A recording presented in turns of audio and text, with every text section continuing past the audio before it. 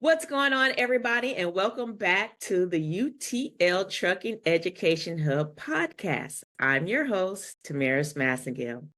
Everybody wants to know how to become a freight broker, but here's the better question. How do you become a freight broker that customers actually keep coming back to? Because getting your first customer is one thing. Keeping that customer for years is something completely different. This industry isn't built on one load. It's built on trust, it's built on relationships, it's built on consistently delivering value. Today, we're talking about freight brokering, entrepreneurship, customer relationships, sales, and what it really takes to build a business that stands the test of time. So, whether you're thinking about becoming a freight broker, already running a brokerage, or simply looking to grow your business, this is one conversation you don't want to miss. Before we jump in, make sure you hit that like button, subscribe to the channel, and return on your notifications so you never miss an episode. Now, let's get to the trucking truth. Today's guest has built his brand around one powerful idea that freight brokering just isn't a transaction, it's a long-term business built on relationships. Trent Tullo is the founder of Forever Freight Broker, where he shares his knowledge and experience to help others understand what it takes to build a successful brokerage and create lasting relationships with customers and carriers.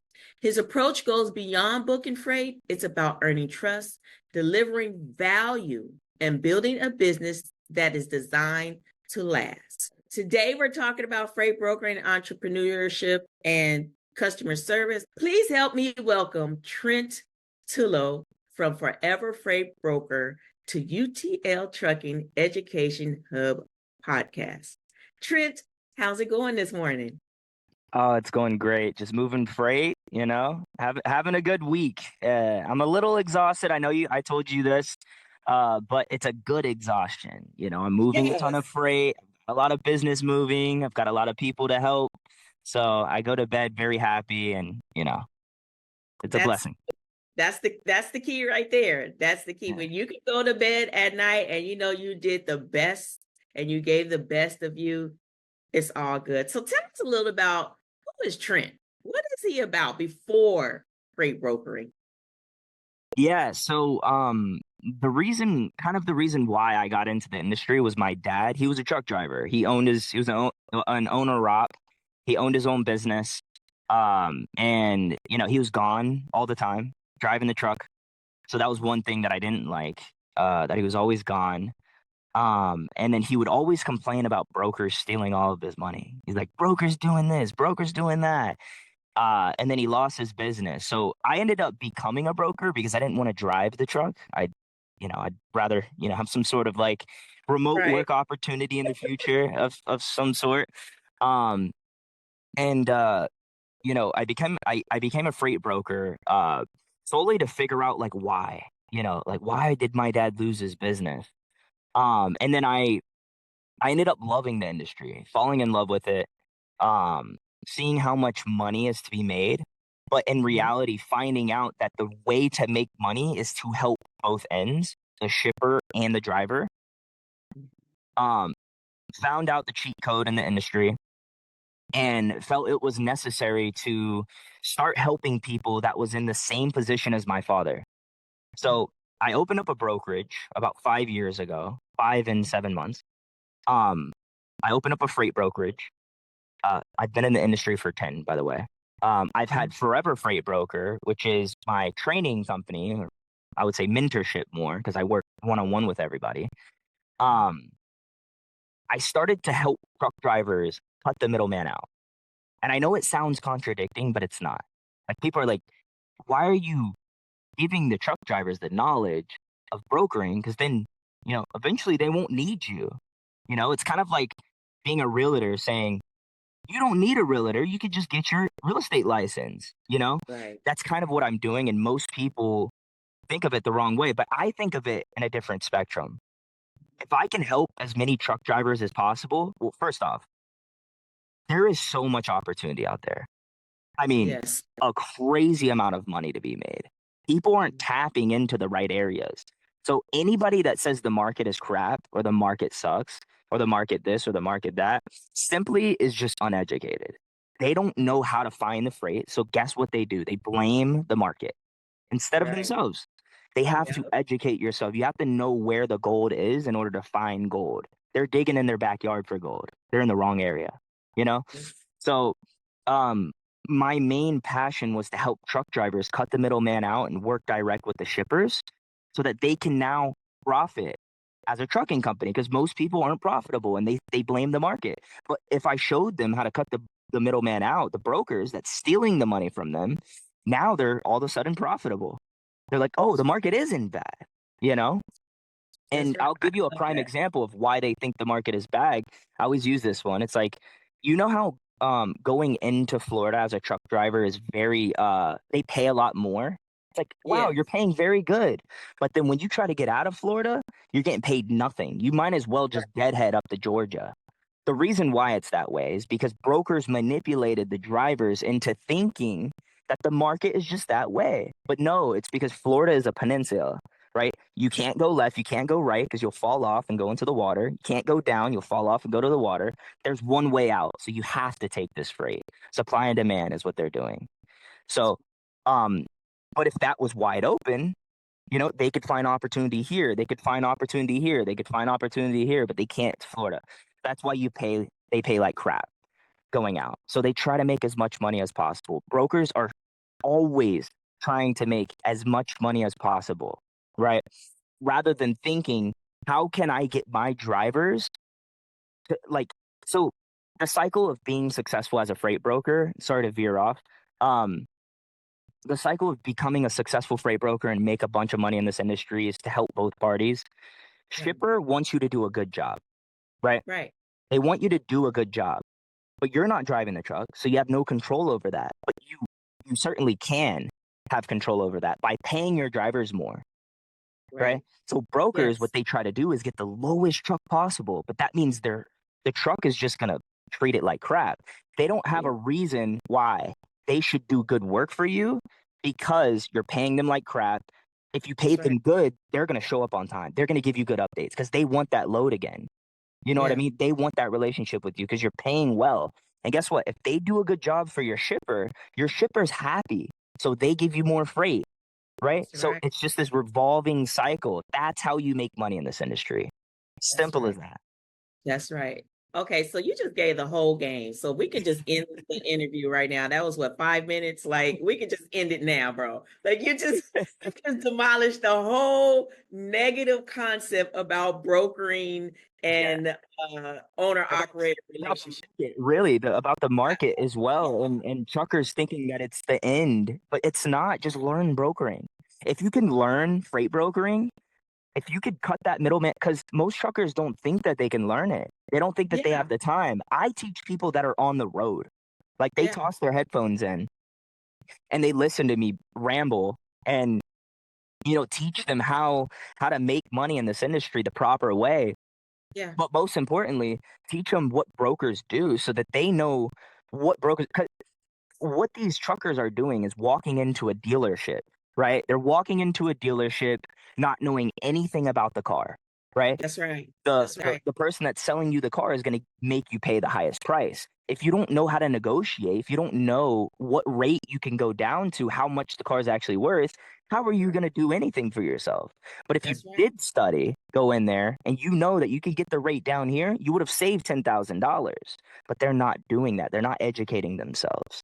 So That's right. I love what you're that's where saying. I come in. I love Go ahead. what you're pulling. Not to cut you off, excuse me. Get it? But I love what you're saying. Because you're hitting on what I teach as well. Is that individuals that are seeking opportunities in trucking, no matter whether it's freight dispatching, brokering, or you want to be an owner operator, or you just want to be a driver, you have to be knowledgeable of the industry so that you can know when you're going to be played. That's the same thing that you're saying. If you 100%. don't understand the market, you don't understand your lane, you don't understand your vehicle, then you don't have the right to come onto these platforms and complain about the market. It's not Exactly. the market, it's you not being properly Exactly. prepared.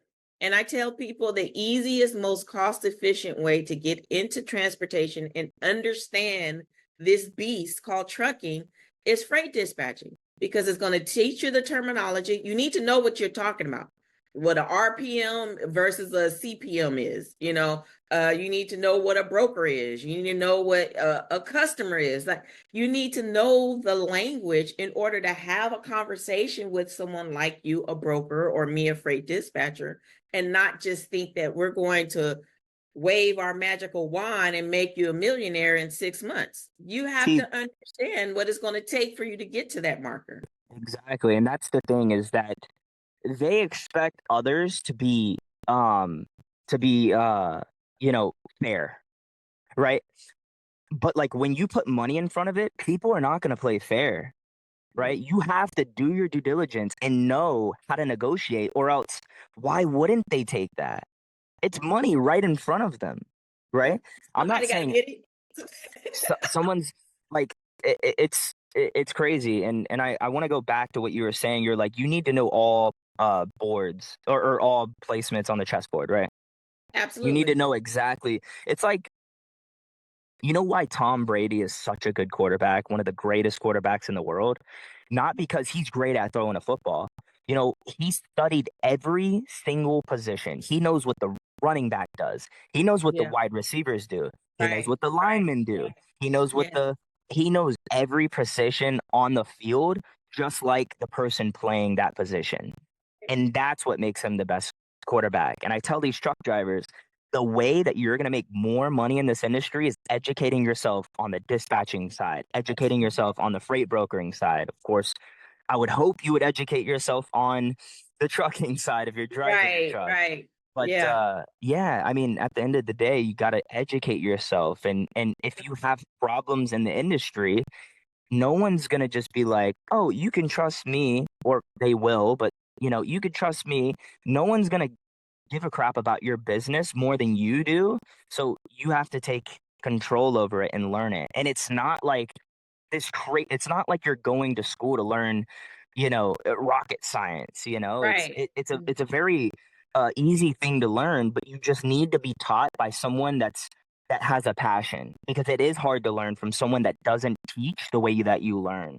Like, I'm more of a Exactly. hands-on learner. I need someone to show me how to make money, show me how to Right. prospect, show Yeah. me how to lead, like show me how to do these things. So like, Yeah. if that guy doesn't do that, or if that guy doesn't, at least if he's not in the industry, because like I own my own brokerage, so I would want Right. to learn from me because I own my own brokerage. Exactly. Yeah. I'm currently doing it.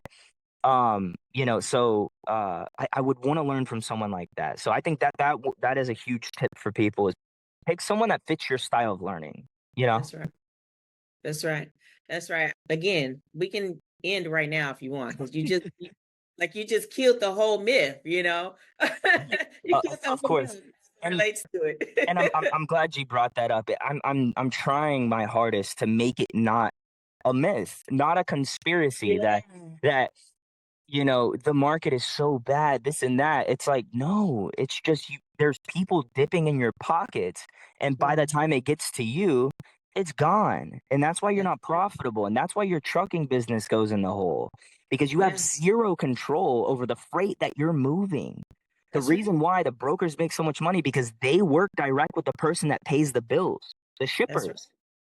You're That's you've got a dispatcher and you've got a broker involved, right? And you expect them, hopefully, pray to God that they do you right. But if you give them right. too much, room, they're gonna take and take and take. And if you're not educated, it's they're just gonna take. It's like, because it's Absolutely. so Absolutely. um So let me ask you this, Trent. yeah. What do people misunderstand most about freight brokering? What do what they think every broker's a bad broker. Yeah. Um they think it's like good cop, bad cop, right? Yeah. So there's good cops just because there's bad cops doesn't mean every cop is bad, right? Yeah. There's still good cops. Like without cops, we would all be screwed, right? There would be crime, there would be mafia, there would be bad things happening. So Yeah. at the end of the day, brokers are very much needed. They're the ones making the deals to get the freight to then give it to the drivers. Otherwise, brokers wouldn't be a thing, right? Yeah. Truck drivers are driving the truck. We are getting the deals, right? Yeah. Um, so it's very necessary. People think that every broker is a bad broker. Like me, I pay my drivers very well. That's why Yeah. that's why I don't have to search for trucks really anymore because I pay them well. They do good work for me, and if they do good work for me, I keep giving them the freight, and it becomes a cycle of money, right? It's residual income at that point. I've got all my drivers ready to go moving these specific loads. Whenever my customer tells me, I'm like, I already know the drivers that I'm going to send it to. Boom, take them, right? So you build relationships on both ends, right? Yeah. So yeah, Great. What mistakes do new brokers make? I would say the biggest mistake that I see that brokers make is the lack of consistency. They lose um they lose motivation off of one no, right? One no today doesn't mean it's going to be a no next month. It could be a yes next month, right? So there's a cycle. So as a freight broker, you go out and you speak to shippers, you plant a seed, right? You're just Yeah. some Joe Schmo at that point. You give them your Right. shipper packet, you let them know you're a broker, right? Perfect. You're a broker. You're legit. Now at this point, you want to follow up. So most brokers follow up one time and they're like, "Oh, I didn't get freight. On to the next." No, what you want to do is find out if they have freight, if they work with brokers, do they have volume? What are their lanes? Now, if you can answer those questions and they're all check marks, follow up, follow up, follow up until you receive the business. I don't Right. care if they say no. I don't care if they say no today. I don't care if they say no on Friday and next week and next month. Eventually, if you stay in front of them, when they run into an issue, they're going to reach out to the person that's most accessible, not the biggest company, not the smallest company. They think of who's the easiest person to grab. I need help now. That's when you come in, save the day. Now you have a customer for life. That's right. I love that you said that. Consistency is the key in this industry. And that's the Everything. same thing with as a freight dispatcher. I see so many people talking about um, they get into this space, they can't find any carriers, you can't find any drivers. I'm like, that is insane because there are so many different places to find them. And you can't just sit behind the laptop and think you're going to find it. Like you literally, this is a relationship building industry, meaning you have to get out because as advanced as we're becoming with the integration of automation and AI, you still have old school people that are decision makers that you need to come out and go to these events and shake hands and go to their office so they can put a face to a social media page. So I love that you said that because that's the same for any pieces of this industry. Even if you're an owner operator, you want to try to meet the right brokers or dispatchers, you should be going to local establishments and events to meet these type of people. So I'm glad that you made mention of that. So what skills matter more than people realize as a freight broker? Um, I would say your people skills, really. Seriously. I would say literally 50% of a successful freight broker is knowing how to speak to people and be a genuine person and like actually help, right? Um, for example, people think that they're going to get freight if they just ask for freight. So most brokers just ask, ask, ask. Can I have, can I have, can I have? Rather than how about I can solve your problems. Hey, what issues are you going through? Can I help you with those? Hey, are you your current providers, your current brokers, what are they doing that you don't like? I want to make sure that I'm the best broker possible. So if I know what you like and what you don't like, I can do a whole lot of what you like and a whole lot of not of what you don't like. And Right. there, I'm your best broker, right? It's that simple. But the difference between me and them is I will sit down and figure out everything that you love in your brokers and everything you don't. And most brokers don't most brokers like like like they don't pay attention to those things. It's like having a girlfriend. If you go up to her and you give her flowers, right? But she's allergic to flowers. Why would you bring flowers the next time, right? Learn from that. She's allergic. Don't bring her Right, flowers, right? Bring right, her chocolates, right? right. So, but if she does love flowers, keep bringing her flowers. Same with Mhm. shippers. If they love this, keep doing that. If they don't love that, first off, you got to figure out if they don't like that because they're not going to tell you completely everything. They'll just find another broker. So find that Yeah, out and don't do that. And now you're the yeah, best broker possible. So yeah. trying to find out, because listen, Sam is totally different than Jennifer, right? Meaning Yes, every shipper is different. One shipper might love a massive amount of emails, one might hate that. Figure out right, those little things. And it's right. all about just being the person that they want you to be, you know? I love that analogy you gave about dating because this is, again, I keep harping on it. I keep saying it, but that's what's going to afford you to be successful in this industry is building a relationship. And a relationship is just not a one-time encounter. It's consistency, it's showing up, it's being professional, it's being prepared, it's having an actual functioning website that you give someone their email or your business card and everything on it is still current. Like Yeah. it's little nuances like that that you think is not a big deal, but like you said, today you may talk to the customer or shipper and they're like, no, we don't need any help. But all of a sudden they got 3 ships that came in and now they got to move all of this freight, all of these containers off the ship, and now they need to move them to storage and they have a short period of time. They're all hands on deck. That's the beauty of this industry, is because it literally can be dry as a desert one week and then the next week you can't even remember the last time you took a bath because you're I just moving. know. So like Yeah. that's the thing that people need to understand about this industry, especially if you're going to be direct customer connect, is don't plan to have a real social life or a family life in the beginning. You need Yeah. to be you need to be all hands on deck because it only take that one time that that customer calls you and say I need, and you say, oh, I'm on vacation. Oh, okay. You All gotta be right. right there. You gotta yeah. You're done. You're done. And what people need to understand as well, this industry, they talk. Don't think just because I'm in Texas and you might be in Nevada that, we don't, your name is not floating around somewhere. Like, Yeah, it's like high school. yeah, they talk. And it only take one time to say, oh, I called Trent and he didn't even answer his phone, or the number he gave me was disconnected. Oh, they're not even gonna, like you said, they're not even gonna waste energy and time because there are hundreds of others that are hitting them up either, on the phone or an email. So they have a database of, resources as well. So Yeah. I guess the next question, you kind of touched on it, but why are relationships so important in freight?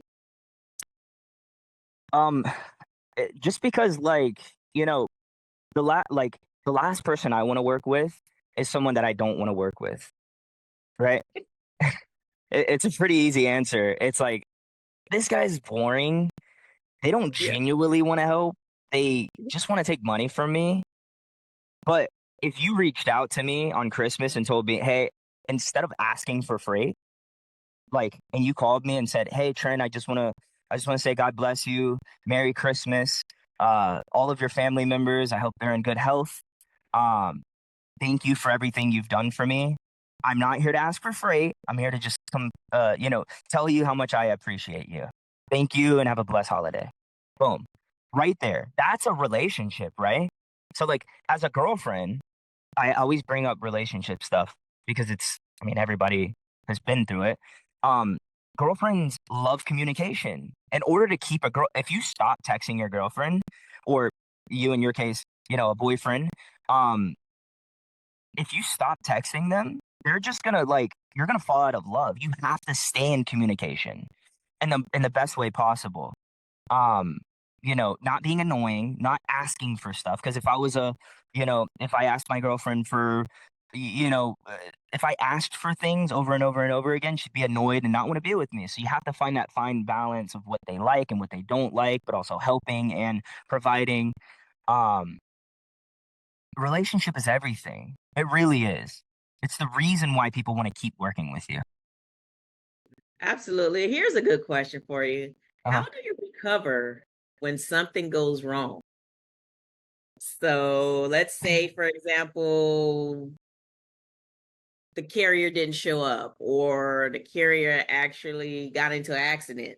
Yeah. I'm sure you have some serious horror stories in your career, Well, five, I 10 would. years. Oh yeah, yeah. Definitely horror stories. And it really just depends on the situation. So if it's a flat tire, I'm not going to tell the customer it's a flat tire.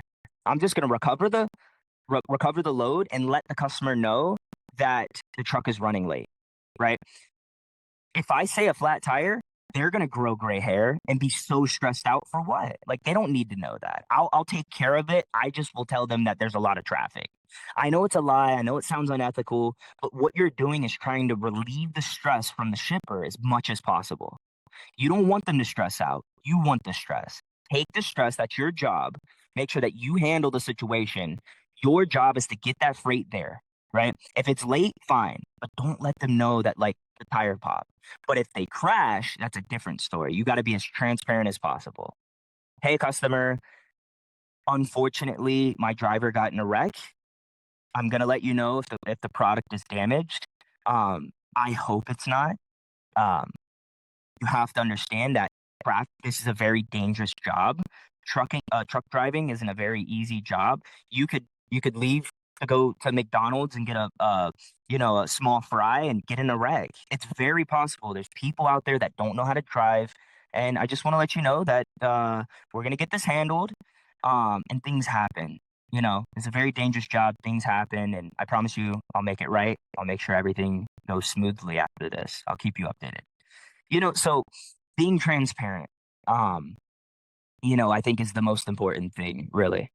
And you know, recovering it there's so many situations that I've been through, and it's you know, so every situation can be handled less stressful for the shipper Right. if it can be, but if it can't, if it's something that they have to know about, then you gotta be transparent. You have to. You can't lie to them because um and you got to be good at like knowing if the load is going to be delivered. Like, can we transload this, get it on a different truck, and deliver it tomorrow morning? If that's the case, I'll just let them know it's late, and then I'll let them know it deliver in the morning. Okay, I'd rather that than say the truck broke down. So Right. it's just, So what you're saying is, so in a situation like that, you would just say it's going to be late, but on the back end, you're already working on getting another driver to come pick it up, or yeah, okay, exactly. Because if let's be honest here, if someone came to me and said the tire popped, I don't know when it's gonna, like I'm just stressed out now. Like you just made me so stressed out. It's like someone driving a boat through a storm, right? You're a captain. The captain has to stay calm because guess what? If you're freaking out, the whole crew starts to freak out, and everybody's like chickens running around. And now everything is bad, right? If you stay calm and say, guys, this is fine. I mean, it's terrible outside, but you are calm. We'll keep everybody else. Guys, come on, relax. I got it. Trust me. This storm, I've been through it many times. And in your head, you haven't, right? You're like, okay, we're going to get through this. I'm telling you, that's how you get through those situations. You got to be calm. It, and then worst case, something really bad happens and you can't deliver the load. Then just be transparent with them. But uh, you're, being the best broker possible is also keeping as much stress from the shipper as possible, but still yeah. delivering. Excellent answer. I love that. Yeah, It's like, oh, we're all gonna die in your head, but this exactly. we're good. Yep. In your head, you're like, oh my God, this is not good. But again, if you freak out, then or the whole crew freaks out, and then it's just way worse. Yeah, You know. So absolutely. In your opinion, is freight brokering more about sales or logistics? both. Both. Both, 100%. I mean, you have to know how to, you know, you need to know the logistics. You need to get it from point A to point B. Simple as that. You need to know how to handle situations that arise. You need to know how to handle your customers when bad things happen, you know. You need to know how to keep customers when good things happen. You need to know what they want you to do. You need to know what they don't want you to do. You know, there's a lot of moving parts in the logistics side, and you got to be good at it, right? Um, and and then the sales part, of course, you need to win people over. Simple as that. You need to win people over. You can't just go in there and think that they're just going to fall in love with you. It doesn't happen.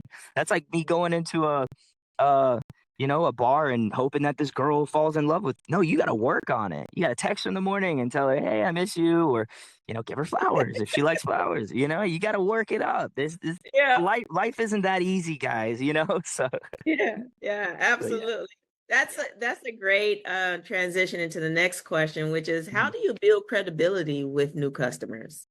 I think that's Um, that. yeah, build We can talk credibility. about that offline, but let's share with the people. Yeah. I would say building credibility with customers. It's really just getting in the door and moving that first load, right?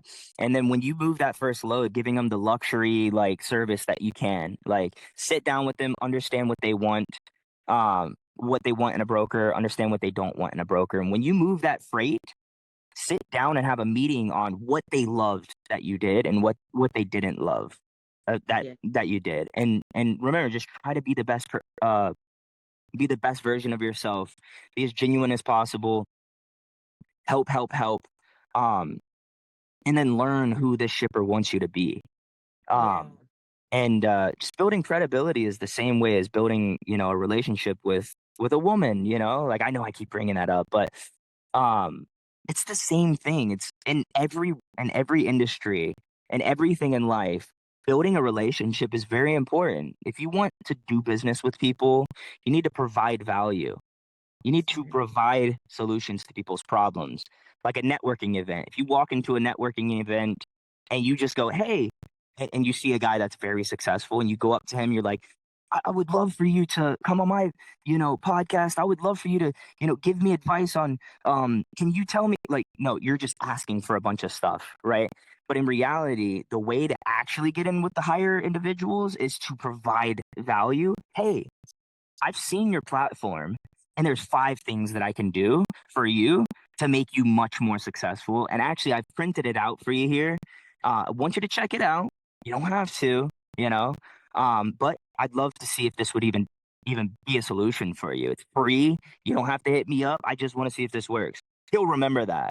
He'll then get That's in the right. door with them. If you get that number from him, now you have a relationship, right? Now you have someone to talk to that's now higher up because you provided the value, right? But if you ask, it never works. That's right. That's right. And I think that's with any relationship, any Yep, industry, any business model. You have to be 100%. able to go back to, and I keep stressing this in every interview, people need to get back to creating business plans before they start their business. And my personal reason for saying that is that how do you know you're progressing? How do you know if your business model is working? Because you should be flexible and adjusting in the beginning because you're new. And so you're just building off of what you've heard others, or, hopefully you invested in a consultant or a mentor that helped Yeah, you to start. But even still, you need to know what your beginning, your mid, and your exiting plan is, because essentially that should be the whole pillar of found on your foundation that you're using. You should be growing in your business. If you're at the same stance, you still trying to find shippers, and this you've been in this for 5 years, then there's something that you need to be adjusting in your business model, right? a lot of people don't know that they're doing the wrong things, which is an issue because they could keep doing it and blame the market, right? Or they could hire a mentor to get them there. Tell Like, I work with a lot of truck drivers that want to become brokers, right? And they make calls and they're doing the wrong things, and I hear it. But if they didn't have me to tell them that they're doing the wrong things, would they ever Right. know that?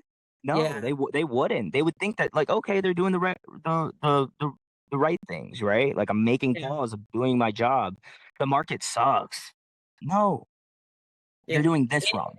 In your opinion, do you believe this is a check mark industry? Like you just, oh, do this, this, and this, and this, and then you'll get to there? Or do you feel it's check mark and balance? I Meaning think, try it, and if it's not working, then give it enough window of time to actually research the data, see if that was working, what was working, what wasn't working. Do yeah. you think yeah. I think I don't think it's a check mark. I think it's a land full of landmines. And the way it works is okay, because a check mark, when I think of check mark, check mark, check mark, it's so easy. And the landmines are in a straight line.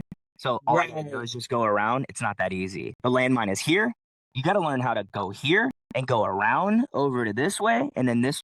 So there's a little sass in between each landmine. There's a Yes. little there's a little hidden secret that you didn't even know you had to do. So next time you hit uh that problem, you need to know to do this, right? Right. Um so in a sense it is a check mark. Um but once you get it, you know it. Like that's the best part is once you learn it, you're locked Yeah. in. You know the things. Like lead generation. People as freight brokers are looking in the wrong areas. They're not being unique with their commodities. They're they think off they go, I, I'm creative. I can come up with commodities to call. Lumber, steel. Everybody searches those because everybody thinks of those. Those are the Right. common commodities. What if I told you there's a way to find commodities, which I teach? Like I'm in very niche commodities, like salt lick bricks. Have you ever heard of that? No. They're bricks of salt that cows lick, right? Nobody knows what it is. They lick them to get their proper minerals, or I don't to be honest, I don't know. I put it on a truck and make money off of it. Um, but they're bricks of salt that cows lick. So I ask this question all the time, and no one knows what it is. So what does that tell me? Not a lot of people are researching the manufacturers. Not a lot of people are calling them. So guess what? Now all of a sudden the market isn't bad because it's not saturated. It's a commodity that is not saturated. People need to think outside the box. They need to find commodities that are different, like field turf rolls. I master field turf rolls. You know, I know that's not like a crazy unique commodity like salt lick bricks, but you just gotta. People are looking in the wrong areas. That's why they're not successful at it. I'm glad that you said that because I literally had a conversation the other day and I was talking about the same thing and how when you're getting into this industry, you need to niche down. I see so many freight dispatchers, they have their flyers, they have dry van, reefer, sprinter van, cargo van, flatbed, and you dispatch for them all. No, you don't. It is virtually impossible for you to dispatch for all those because each one of those equipments come with their own type of language. So you cannot have mastered all of them and Yeah, now yeah, as a brand new, because when you start dispatching, you start to figure out which niche actually you enjoy, like I like open deck, heavy haul, because I don't know, I just like the construction and so all of that is typically what goes with, and you can relate. You know, yeah, you can relate. exactly. Exactly. So I say that to say that understand first geographically where you're positioned, understand where you want to actually be working, because if you're in Florida, like you said earlier, Florida, and you want to work with sprinter vans, then that might not be the niche or the geographical location that you want to work with, because Florida is more known for their produce. Hmm. So sprinter vans typically aren't big enough where you can even make a lot of money moving anything out of there.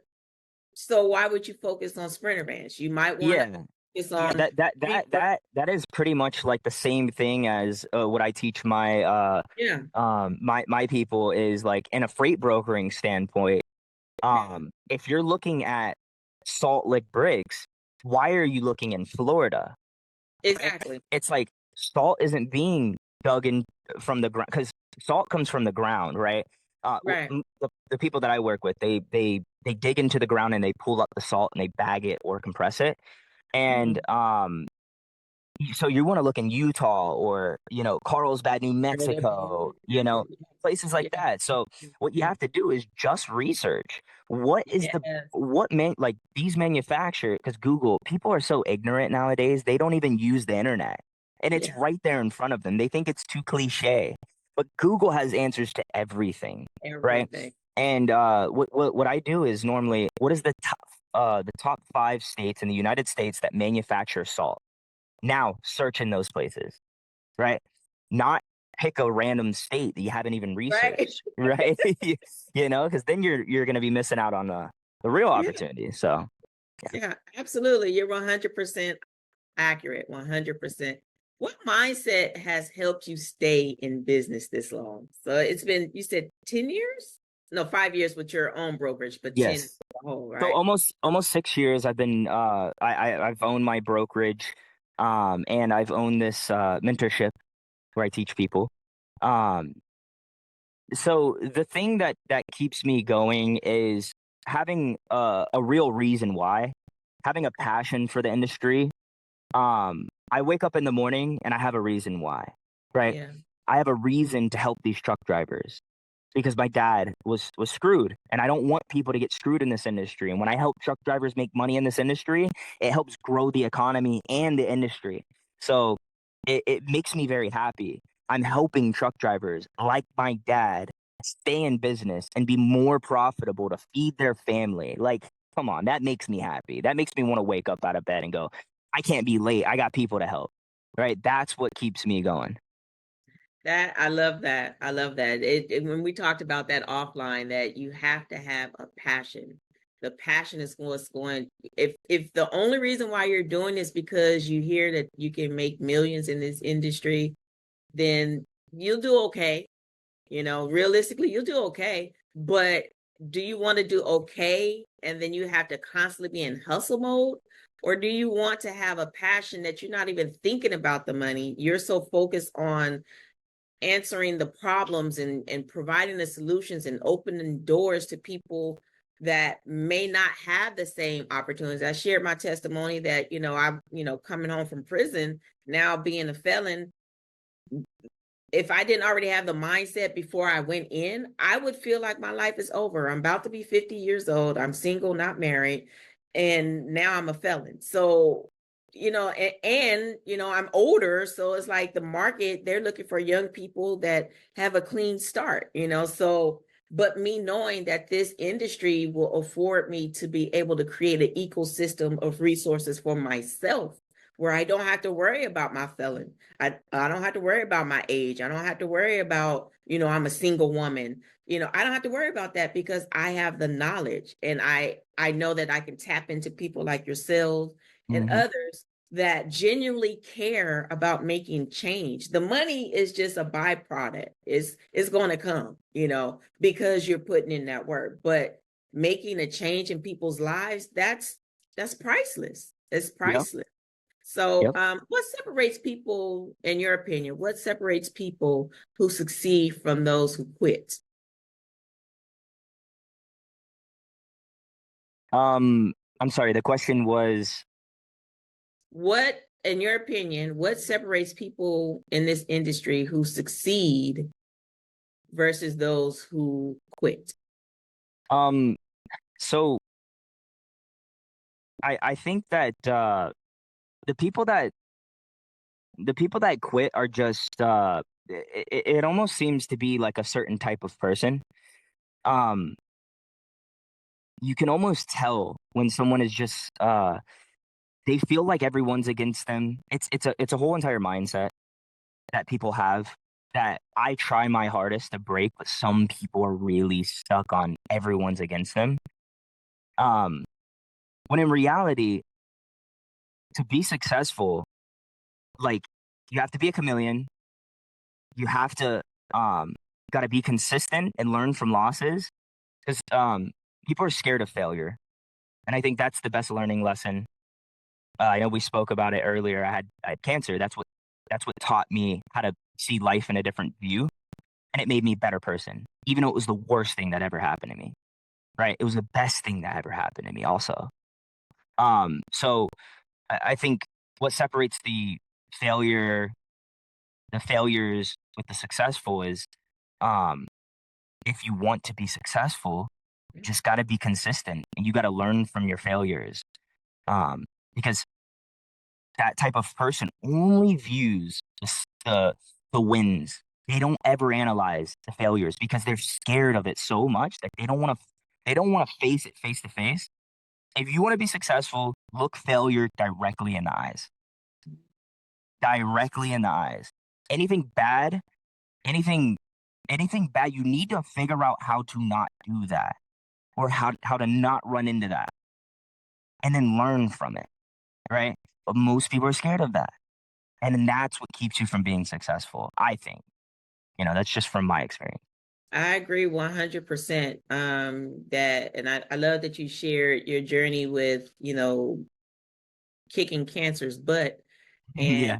and and how, it caused you to get closer to your purpose. And our purpose is to be used by God and Mm, to be used by him to help his people.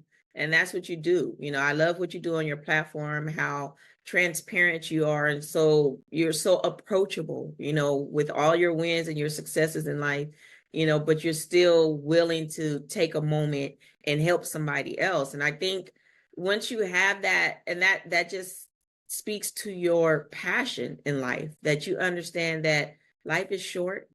You now understand what's more important, and you're willing to sacrifice all the social norms, having a nice luxury lifestyle opposed to spending time with your loved ones. mm. Doesn't mean you give up one, but you switch the position. The loved ones and quality time is more important than the lifestyle. The lifestyle's Yeah. going. Yeah, that's what I mean, honestly, that's what the cancer taught me. So look, again, you could be someone that got cancer and mope and cry in the corner and don't learn anything from it.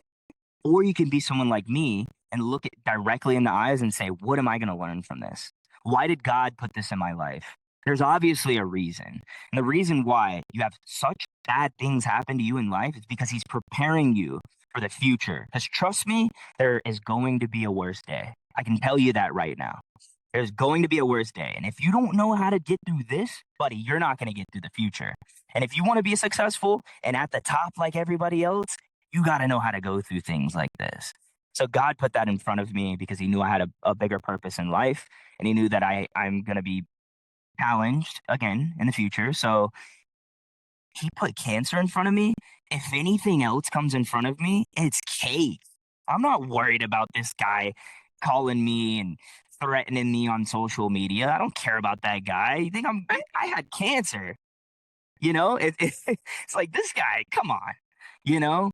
Because there's obviously social media can get in your head and so um yeah, I think that the cancer taught me a lot. It got me closer to God. It got me a better perspective on life. It helped me get through harder times in my life. You know, things that I thought would be hard before cancer now are the easiest things to get through. So it's just like, man, I'm stronger, I'm happier, I'm closer to God, and it all happened for a reason. Even though it was the worst thing that could ever happen to me, it was the scariest thing, but it ended up being the most beautiful thing. So, Absolutely. Absolutely. Because that's what it's about. If I keep saying it over and over again, I hear people say all the time that they don't know their purpose. Well, that's because you haven't taken time to figure out what it is. You rather cry about the preparation, because when you have those life challenges, successfully fighting cancer, and then me coming through going to prison and losing everything, and that's one thing people don't know about Satan. Satan don't just take what he gave you. He take what he gave you and everything else. So if you had peace, you had joy, you had health, you had strength, he don't just come take your peace. He gonna come take your strength, your peace, your happiness, your loved one. It's a package deal for him. So you can't just sit and mope and complain. And for anyone that's watching this and you might be experiencing something along those lines and you're trying to figure out how you're going to make it out, get to somebody's church or go to YouTube and listen to a minute, because God is the way out. I promise you.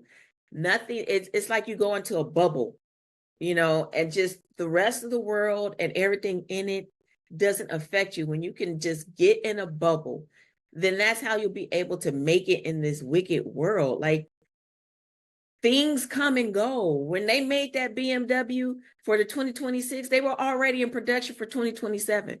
Yeah. So you can't be focusing on things, because it's always going to be another thing that comes along. But when you understand that your purpose is to serve God first.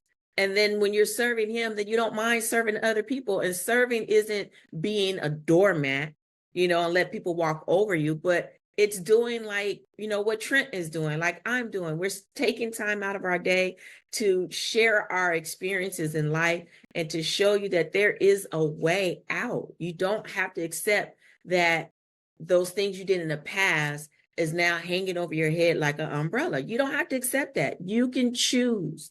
You can choose to lay there and mope and let it just beat you down, or you can choose to say, I'm going to figure another way out. I'm going to sacrifice. Because we think about this. I'm much older than you, but when I was doing my thing in the streets, I would go to work, I would find a babysitter, I would cook, I would hit the club, stay in the club till 2, 3, or 4 o'clock in the morning, go get my kids, get them ready for school after I left the club.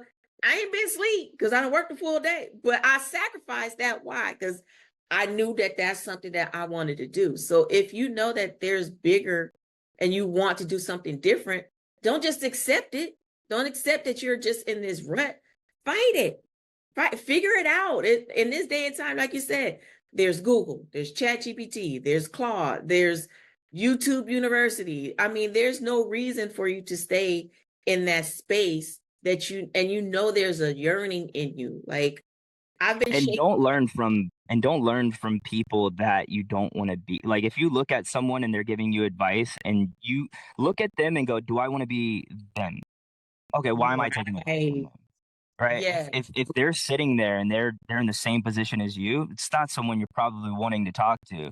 You want to look at the guys that are up there, then take advice. And I can tell you this right now, the Yeah. advice that those guys give you is gonna hurt real Yeah. bad. So Yeah. learn how to take a punch. And Yeah. if you want to be better in life, you gotta want it for yourself. And not blame ever. Don't ever blame anyone else. Always hold yourself accountable for everything that's happening in your life. If this happened to you in your life, blame yourself. I'm the Yeah. reason why. Now That's right. learn from it, right? Because That's if right. if you lose, you just learn. And Yeah. I, I can't. I sound like a broken record, but I think that when you learn from failures, it's the way to get through this chapter of life. It's Yeah. like this is the code. Like Yeah. when you learn those things, you're learning the code while you're failing. Like, just keep going, keep following through, and don't blame anybody else. Please Yeah. hold yourself accountable, and that's Accountable, huge. not there's a difference between holding yourself accountable and then letting it beat you down. I think a lot of people get that twisted, like, yes, you made a mistake. Yes, I did what I did, which caused me to stay in prison, but I'm not that. It's a difference. Like, I committed a felony, but I'm not a felon. Meaning I don't have that mindset. I'm not a broke-minded person. I'm not one that I beat myself up. That was the past. There's nothing I can do about yesterday. And there's nothing I can do about tomorrow until tomorrow comes. I could only be the best person I can today. And that means if I have to read books, if I have to listen to podcasts, if I have to go to free workshops, I have to go to community events, because that's where I know I can be and who I want to be, then you are responsible for that. So holding yourself accountable is looking at what you did, why you did it, figure that out, and then learn from it and move on, not stay here, because society will have you to feel like, oh, you committed a crime, so you're a criminal. No, I am not. I Mhm. committed a crime. I made a mistake. I'm not that mistake. That means that does not define who I am going forward. The So I love, system, this yeah, every system that anybody's ever been in, uh, they try to make you feel like I would say school, for example, is a system. And they try to teach you that failing is a bad thing, like failing a grade or failing a test, or they try to make you feel like that's such a terrible thing. Yeah. They're literally training your mind to thinking that failure is a bad thing, but in reality that's the best thing to happen to you in life. You need to go through things, you need to fail in order to know what not to do. That's And right. um I think that it's just a way to control somebody. So your brain is a very powerful thing. You could make yourself sick by thinking you're sick, right? That's That's right. how powerful your brain is. So if you feel like you're a champion, switch your brain, make yourself a champion, and you eventually will become a champion. Like this whole manifest thing it's not a conspiracy, it's real. Yeah. It's a real thing. Like Yeah. manifesting what you want in life. If you do it every single day, um, you will become what you want to become. But you have to be willing to sacrifice and do it every single day. That's right. That's right. That's right. Man, I've kidnapped you almost an hour already. So, I mean, this has been amazing, and definitely we're going to have to do this again. So, Yeah, absolutely. I have a section that's called the lightning round. And the lightning round is I just fire off a few questions or a few words, and you just tell me which one you prefer. And then Okay. we'll go from there. So, the first question, coffee or energy drink? Oh, energy drink. I'm addicted to these balloons. I don't know why, but they're so good. Yeah, they're good. Cold calls or referrals? Um, I love referrals. Referrals are amazing. CRM or notebook? CRM all day. Favorite business book? Favorite business book. So I have a book that I wrote. I'm completely biased with this. Okay, Helps truck okay. drivers learn the brokering side. And I'll send you the information, or you can go on my, Please do. yeah, yeah. It's my book, I would say. Okay, and what's the name of the book? What's the name of the book? So it's Stop Driving, Start Brokering. You can go on Amazon, type it in, and then you'll see it there. Okay. Well, make sure you send me the link so I can add it into the video so our viewers can have access to it to support. You And got it. yeah. So Support or help you learn freight brokering. I mean, these guys absolutely. got to get educated. So it's a really good book. It's everything that I've took from my brain and put in there that I think a truck driver could educate themselves. All right, next question. One habit every entrepreneur should develop. Thick skin and the understanding of you can't talk to Sally the same way that you talk to Jennifer, or Jennifer the same way you talk to Jeff. Everybody has their own emotions, and in this entrepreneurial world, you need to know how to manage emotions. That's how you become a successful business. I say that 1,000 times. I say that 1,000 times that you have to, emotional intelligence is the key. Oh yeah, yeah, absolutely. Emotional intelligence is the key. So, final question, if someone watching today wants to build a freight brokerage that lasts, not just one that survives, what's the first thing they need to do? Take care of your shippers. Take care of your shippers. Show them good work by paying your drivers very well. If you pay your drivers very well, they do good work for your shippers. And look, you see how it works? You pay your driver very good. He wants to keep taking that freight, right?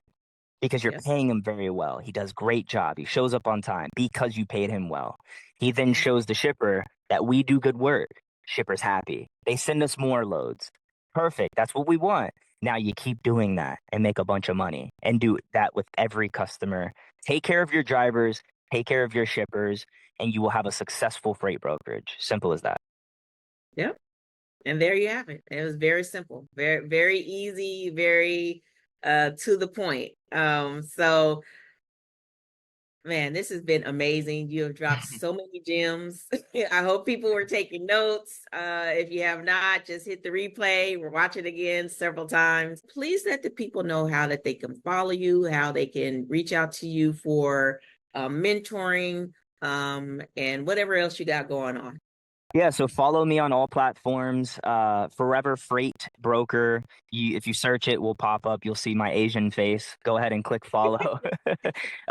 You can find me on all platforms, whatever platform you want.